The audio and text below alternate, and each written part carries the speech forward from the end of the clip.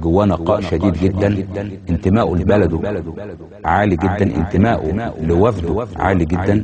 لازم وفدي مصري وطني مخلص جدا. لكح دفع اغلى تذكرة طيران في الدنيا لما جه من لندن لمصر وسدد المليارات اللي عليه للبنوك.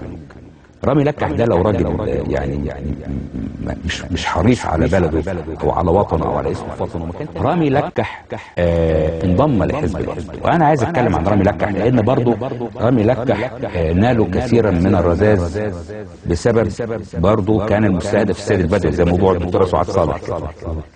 رامي لكح رجل اعمال تعثر وخد فلوس من البنوك وعجز عن سدادها، تعثر لكنه ما كانش نصاب.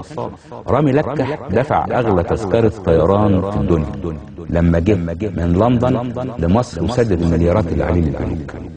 رامي لكح ده لو راجل يعني مش حريص على بلده او على وطنه او على اسم وطنه، ما كان انه قاعد في لندن. بس دخل الوفد واختفى يعني. لا موجود وعضو في الوفد، اصل مش كل عضو في الوفد بيبقى له ظهور. فكان قاعد في لندن زي ما هو وحافظ على المليارات اللي دفعها، لكن سدد اللي عليه والنائب العام والدوله برأته. انا حدينه يعني راجل سدد التزاماته على البنوك وموجود يمارس حياته العامه عادي جدا. انا دينه ازاي باي منطق؟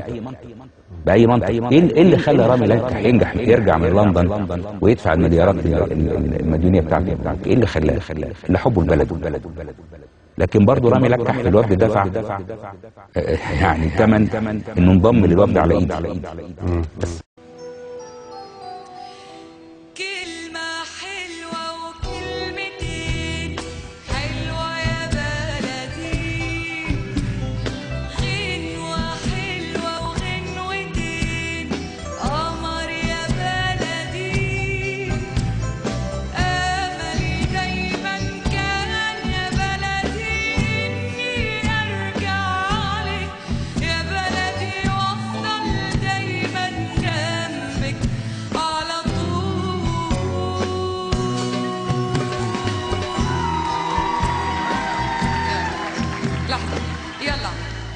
وذكريات كل اللي فات، فاكرة يا بلدي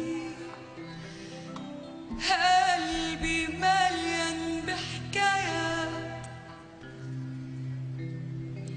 والله يا بلدي أول حب كان يا بلدي مش ممكن أنساه يا بلدي.